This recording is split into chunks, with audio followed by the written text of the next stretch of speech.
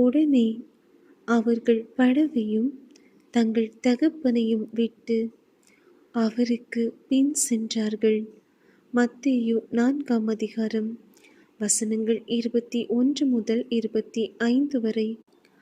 அவர் அவ்விடம் விட்டு போகையில் வேறே 2 சகோதரராகிய செபதேயுவின் மகன் யாக்கோபும் அவன் சகோதரன் யோவானும் தங்கள் தகப்பன் செபதேயுடனே படவிலிருந்து தங்கள் வலைகளை பழுது பார்த்து கொண்டிருக்கிற போது அவர்களைக் கண்டு அவர்களையும் அழைத்தார்.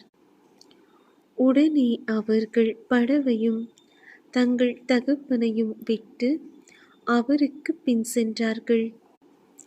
பின்பு இயேசு கலிலேயா எங்கும் சுற்றி நடந்து அவர்களுடைய ஜெப ஆலயங்களில் உபதேசித்து ராஜ்யத்தின் சுவிசேஷத்தை பிரசங்கித்து ஜனங்களுக்கு உண்டாயிருந்த சகல வியாதிகளையும் சகல நோய்களையும் நீக்கி சொஸ்தமாக்கினார்.